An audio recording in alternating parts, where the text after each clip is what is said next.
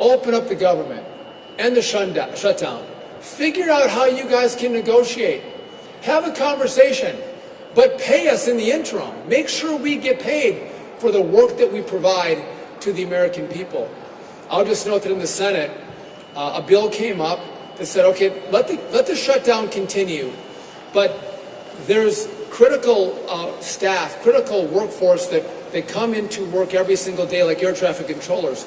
Those workers who are coming to work, let's have a bill that pays them for the work they do. And Democrats said no to that. So I think we're getting to the point of extremism, and it does beg the question for me, again, what are the Democrats fighting for? Let's fight for America.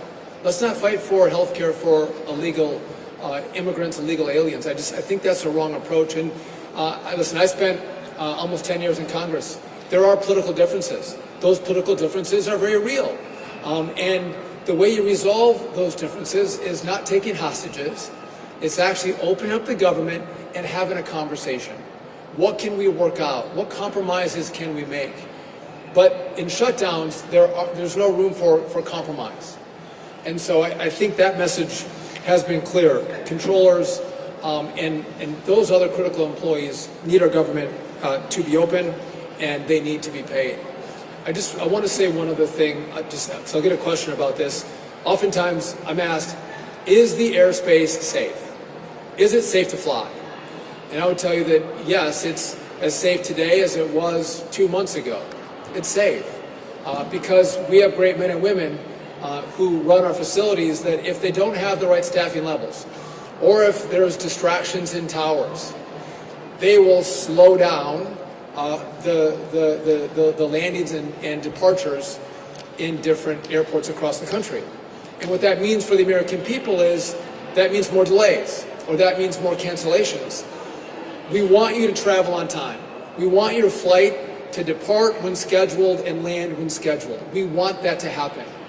But the number one priority of the men and women who are with me here, or all men, no women, all men are with me today, but also the women in the towers, is they want you to be safe. And so if we have issues, we will slow it down. We will stop it. And so I don't want anyone to think that it's not safe. It's just that you may not be traveling on the schedule that you anticipated because of this government shutdown. You said yesterday it was about 44% of delays that were attributed to staffing shortages. I'm wondering, is that the highest percentage we've reached during the shutdown so far, and how does it compare to last shutdown? So Sunday was 44. Yesterday was 24% of delays. We've seen it in the mid-50s as a percent of delays from staffing shortages. And again, it's a moving number. And I'm grateful. I've asked the controllers to show up to work, and they have responded. And I think we're seeing less problems in the airspace today than we have in prior shutdowns. But I don't have the exact numbers for you on that. Yes?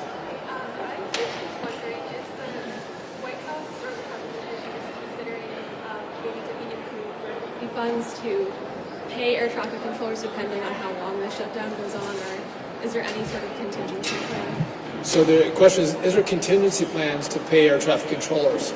So I've looked at the FAA budget to see if we could find resources to pay our controllers, and it becomes really challenging in a shutdown to make that happen. You saw a donor gave, $130 million to pay our military men and women. There's not a lot of leeway that we have to get people paid. The answer is open up the government, or Senate Democrats vote for the bill that pays the men and women who have to come to work every single day to keep America operational. Really simple solutions. I get there's differences in priorities and policies, but negotiate that when the government is open. Don't hold America hostage. Don't hold our skies hostage. And that's what's happening right now. And again, this is the second longest shutdown that we've seen. It would be great if Democrats would see this and vote to open, and then it's a vote to negotiate. Something on the politics of this. Transportation historically sometimes has been a bipartisan issue. Do you think that with the Gateway funding, Second Avenue subway, here air traffic controllers, that it's being used more as a pawn now in the budget negotiations? So the question is, transportation is traditionally bipartisan. I would say it still is bipartisan. I have great relationships with Democrats in the House and the Senate. I truly do. Talk to them frequently. We work on projects together because infrastructure, transportation, is not partisan. We all use it. Whether you're Democrat, Republican, Independent, far right, far left, this is for America, and that's why we all work together on these issues. You mentioned Gateway and 2nd Avenue, so specifically here to New York, we've telegraphed that we have concerns about how contracts are given for disadvantaged businesses, all in favor of disadvantaged businesses getting a piece of the pie in some of the work that we do. But it's unconstitutional to based solely on race and sex. And so we're in the process of doing a review on those two projects. The problem is our staff has been furloughed. I have one person doing the reviews. I've talked to local senators who've expressed their concerns, and I hear their concerns. But again, this is really easy. Open up the government, let my staff come back in, let's do the reviews, and if there's compliance, we're going to move forward without delay. Yes?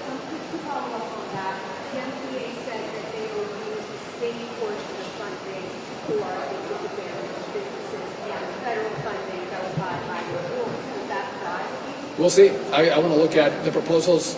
I guess with MTA, I have a little some other concerns. I do think if you're a Democrat, you're a liberal, you don't like cars, and you want people to ride public transportation, I think that's wonderful. Good for you.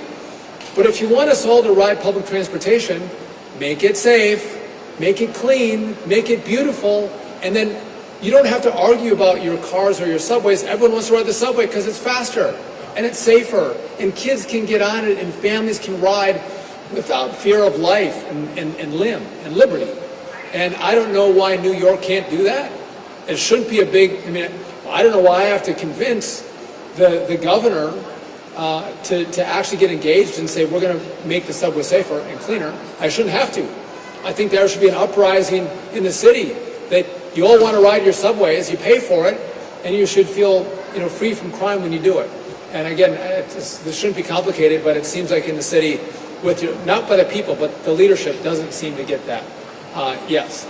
Hi, I have a question in regards to the Penn Station Access Project. The MTA is waiting Amtrak for ultimately delaying the project by 3 years. Are you considering any action to get that project back on track? Are we talking about the rebuild of Penn Station? Yes. I love that. We're moving at the speed of President Donald Trump, which is a remarkable speed. We can't go any faster. I think you would have seen another decade, 2 or 3, before MTA would be able to build the new Penn Station.